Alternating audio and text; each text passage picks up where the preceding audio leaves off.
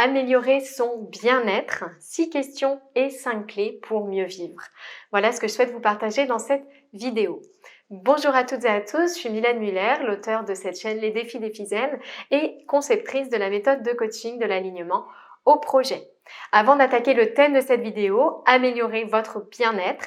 Si vous n'êtes pas encore abonné à cette chaîne, n'hésitez pas à le faire en cliquant sur le bouton s'abonner juste en dessous de cette vidéo et puis à cliquer sur la cloche pour activer les notifications et être informé de la sortie de mes prochaines vidéos. Alors, comment améliorer son bien-être? Déjà, qu'est-ce qu'on entend par bien-être? C'est le premier point que je voudrais aborder dans cette vidéo. Ensuite, je vous partagerai 6 questions de coach à vous poser pour trouver vos réponses à cette question. Comment améliorer mon bien-être et mieux vivre? Et puis enfin, je vous partagerai dans un troisième temps mes 5 clés d'auto-analyse. Comment est-ce que moi je réponds à cette question? Quelles sont les clés que je vous propose de suivre ou pas? Alors, premier point, qu'est-ce qu'on entend par bien-être? Eh bien, le bien-être, en fait, c'est une sorte d'état de satisfaction globale qui englobe tous les domaines de sa vie et notamment les 3 dimensions, on pourrait dire, de sa vie, de son être, à savoir le corps, l'esprit et l'âme. Donc, le bien-être, améliorer son bien-être, eh bien, c'est améliorer son état de satisfaction générale concernant son corps physique, concernant ce qui se passe dans son esprit, concernant son âme, son sentiment, donc plus profond d'être à sa place. Deuxième point que je voulais aborder dans cette vidéo, eh bien, c'est peut-être une habitude de coach qui pour moi est importante et donc j'ai 6 questions à vous partager, à vous poser.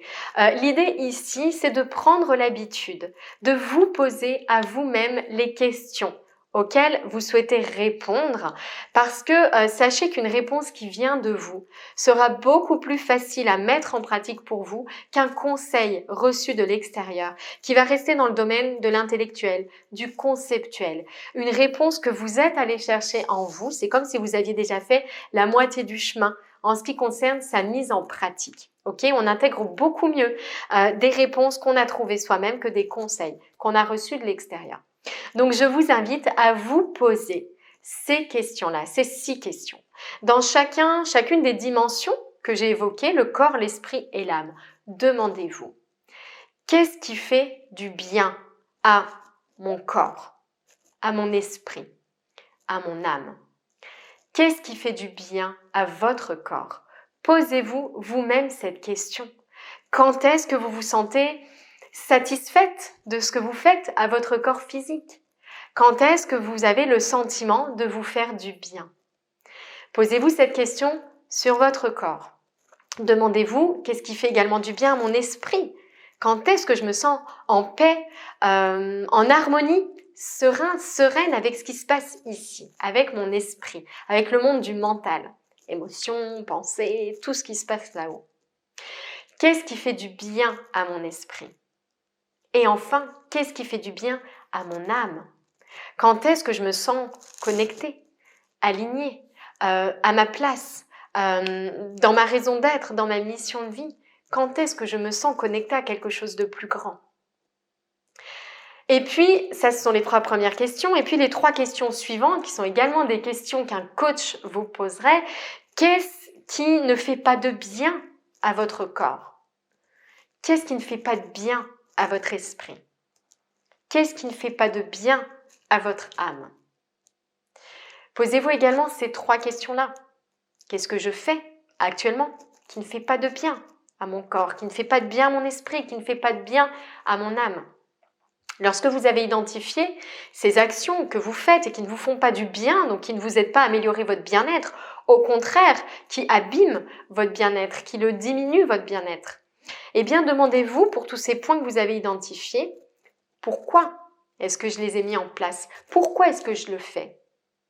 Qu'est-ce que ça me permet de faire, de réaliser quand même?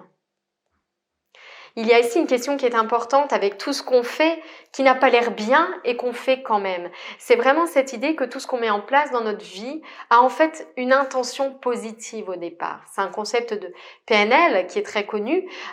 C'est vraiment l'idée des bénéfices secondaires. Donc pourquoi est-ce que vous avez mis ça en place? Qu'est-ce que ça vous permet malgré tout d'obtenir? Même si ça ne fait pas de bien à votre corps, à votre esprit ou à votre âme, si vous le faites, c'est parce qu'il y a une raison. Donc, qu'est-ce que ça vous permet quand même d'obtenir? Et comment pourriez-vous obtenir ces mêmes effets autrement, d'une manière bénéfique, d'une manière qui vous permet de contribuer à votre bien-être et à mieux vivre? D'accord? Donc ça, c'est le deuxième point que je voulais aborder. Prendre cette habitude de coach, de vous poser des questions plutôt que de chercher de l'extérieur des réponses à ces questions que vous vous posez. Dans un troisième temps, si vous êtes d'accord, je voulais simplement vous partager en fait mon auto-analyse. Je me suis posé ces questions, quelles sont les réponses qui me sont venues. Donc 5 clés pour moi à partager ou pas, comme 5 pistes par exemple d'exploration que vous pourriez essayer de suivre. Alors, qu'est-ce qui fait du bien à mon corps? Tout ce qui me permet pour moi de le nourrir sainement et de choses positives. Alors, ce qui m'est venu immédiatement en réponse à cette question, bien sûr, c'est de pratiquer une activité physique. Mais pour moi, ce qui est important, pratiquer une activité physique dans la joie. C'est-à-dire pas faire violence à mon corps. En fait, je n'ai pas l'impression d'améliorer mon bien-être quand je me fais violence, mais plutôt tout ce que je peux pratiquer dans la joie. Donc la pleine conscience, c'est vraiment quelque chose qui est important chez moi. Je travaille beaucoup, j'essaie d'être un maximum dans cette conscience de ce que je fais, de ce que je ressens. Donc pour moi, une activité physique consciente, c'est vraiment quelque chose qui me permet de nourrir mon corps et d'améliorer mon bien-être. La deuxième chose qui m'est venue, encore une fois, c'est vraiment l'idée d'une alimentation, donc d'une nourriture saine et positive que je donne à mon corps physique. Donc j'ai pensé à l'alimentation.